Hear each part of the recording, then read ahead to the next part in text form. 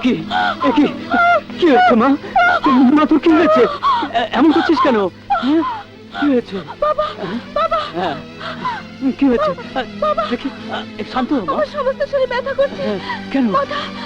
সে কি মা? সব ঠিক হয়ে যাবে। সমস্ত শরীর ব্যথা করছে। ঠিক হয়ে যাবে। আঙ্কেল, কি হয়েছে? জলদি ডাক্তারকে ফোন করো। জলদি যাও।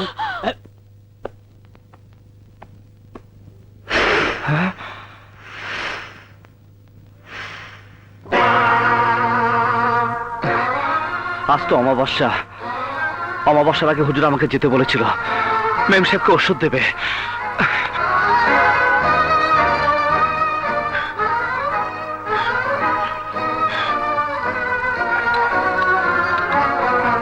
এই নাও, আজ অমাবস্যার রাতে যদি তোমার মেম সাহেবের বিষের জ্বালা যন্ত্রণা হয় তাহলে বিসমিল্লাহ বলে 3 বার কুল হুয়াল্লাহ পড়ে খাইয়ে দিও। আচ্ছা, ঠিক আছে। আপনার হাদিয়া? না না, লাগবে না, তুমি যাও বাবা। চলে। আসসালামু আলাইকুম। এইসব তুমি কি বলছো ভাইয়া? হ্যাঁ, আমি ঠিকই বলছি। আজ রাতের মধ্যে যদি মেম সাহেবকে এই ওষুধটা দিতে না পারে তাহলে নাকি সে মরে যাবে। তাহলে দেরি না করে এক্ষুনি চলে যাও, কিন্তু ঠিকানা জানো তো? হ্যাঁ, বাংলা দারোয়ানের কাছ থেকে শহরের ঠিকানাটা নিয়ে এসেছি। আর শোন, একটি রাতের ব্যাপার, আমি কালই ফিরে আসবো। তুই একটু সাবধানে থাকবি। আমি গেলাম। খোদা, তুমি মেম সাহেবকে ভালো রেখো, ভালো রেখো।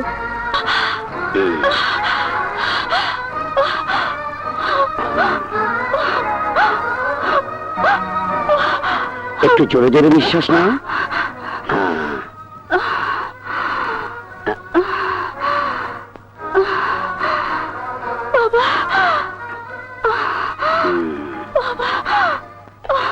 তোমার চোখটা দেখি। কোনো চিন্তা করবেন না, আজ অমাবস্যা। আর অমাবস্যা রাতে শরীরে কোনো বাত অথবা কোনো পুরানো ব্যথা থাকলে একটু একটু ব্যথা করবে। একটা ঘুমের বড়ি পাঠিয়ে দিচ্ছি, খেলে সব ঠিক হয়ে যাবে। রানা জি, তুমি আমার সাথে এসো। তোমার হাতে আমি ওষুধটা পাঠিয়ে দিই। এসো।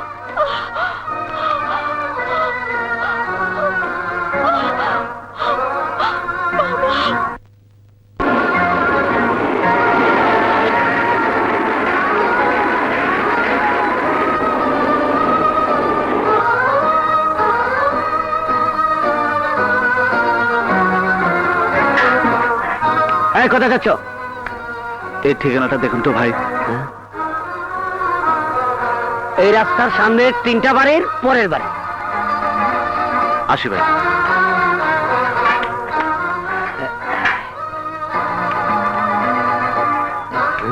আচ্ছা ভাই, এটা কি আমজাদ চৌধুরীর বাড়ি? না, পরের বাড়ি। আসি ভাই।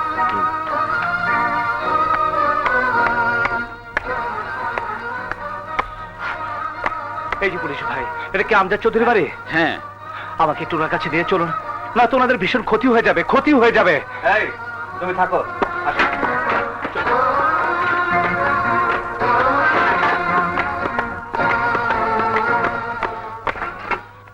ডাক্তার ওষুধ দিয়ে যাবার পর একটু ঘুম ঘুম ভাব এসেছে, কিন্তু অস্থিরতাটা কাটছে না।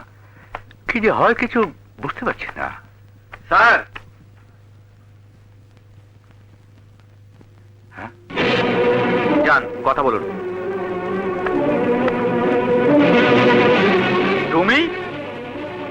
তুমি তো আমার কাছে ওয়াদা করেছিলে যেখানে আসবে না। আজ এখানে এসে তুমি প্রমাণ করলে যে তুমি আমার মেয়েকে নয়, আমার ধন সম্পদকে তুমি ভালোবাসো। না স্যার, আমি এসেছি আপনার মেয়ের জন্য। ওকে আমি না, এটাকে মেরে এখান থেকে বের করে দাও। স্যার, আমার কথা শুনুন স্যার। স্যার, স্যার, আপনি জানেন না আপনার মেয়েকে।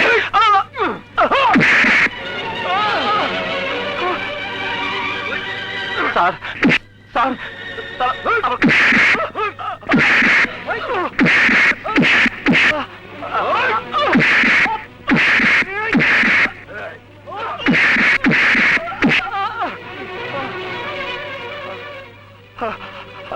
আমাকে যত ইচ্ছা মারুন, তার আগে আমার একটা কথা শুনুন, নয়তো মেম সাহেবকে।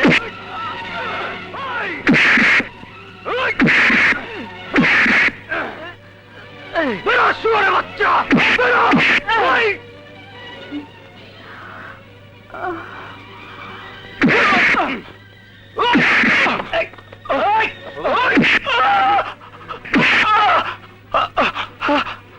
ভাই, আমার একটা কথা শুনুন ভাই, আল্লাহর দোয়া লেগে আমার একটা কথা শুনুন ভাই। না!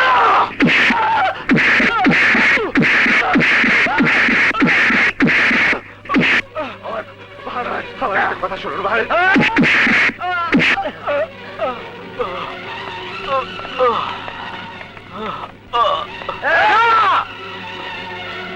না না না, এখানে নয়, আমার এরিয়ার বাইরে নিয়ে যা, মেরে একেবারে বেহুশ করে ফেলে দিয়ে আয়। বাবা, বাবা,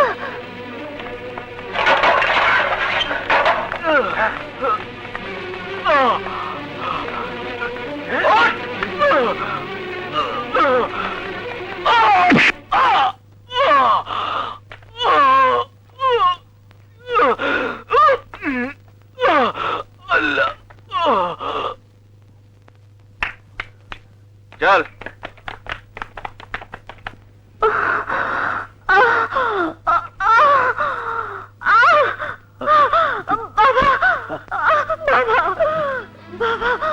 ভীষণ কষ্ট হচ্ছে বাবা, বাবা, বাবা, আমি সহ্য করতে পারছি না বাবা, সহ্য করতে পারছি না আমি, ভীষণ যন্ত্রণা হচ্ছে আমার বাবা, বাবা।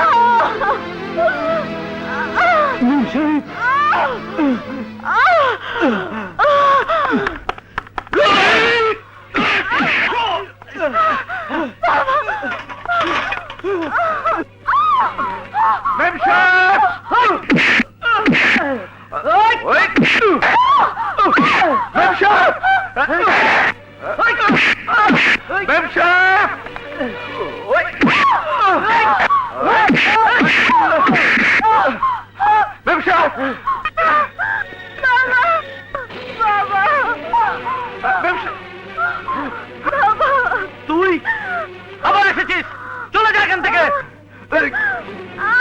ব্যবসা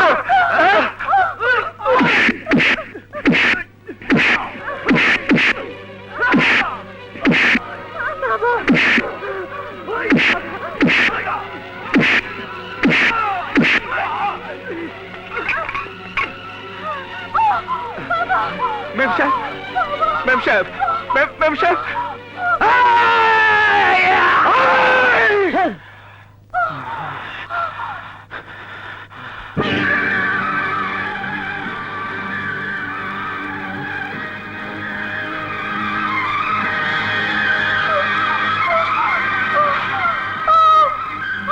স্যার, কিছুক্ষণের জন্য আমাকে বাধা দেবেন না, তাহলে ম্যাম সাহেব মরে যাবে।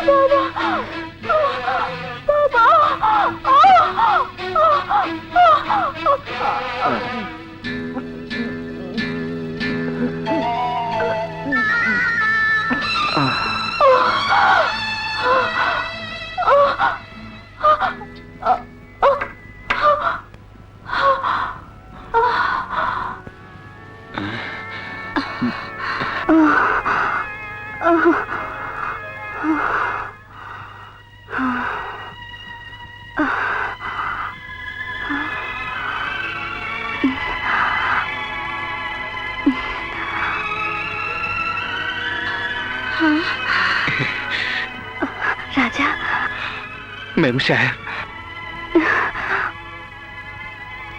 বাবা, মা, রাজা, ম্যাম সাহেব, আর কোনো ভয় নেই। গুনিল কবিরাজ বলেছিল এই ওষুধ খাইয়ে দিলে তুমি ভালো হয়ে যাবে। গুনিন কবিরাজ, এসব তুমি কি বলছো? সে অনেক কথা।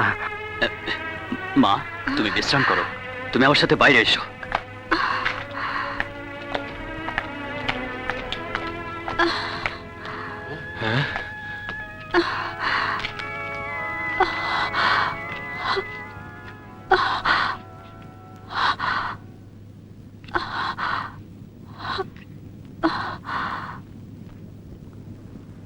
সবই তো শুনলাম, কিন্তু তোমার কথা আমি এখনো ঠিক বিশ্বাস করতে পারছি না।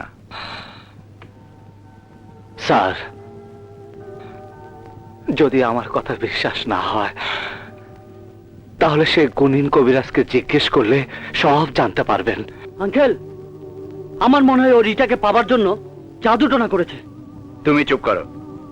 শোনো, আমি কালই সেই গুণিন কবিরাজের সঙ্গে দেখা করতে যাব। রাজা, আমি ফিরে আসার আগ পর্যন্ত তুমি এখানেই থাকবে। রানা, তুমি রাজার চিকিৎসার ব্যবস্থা করো।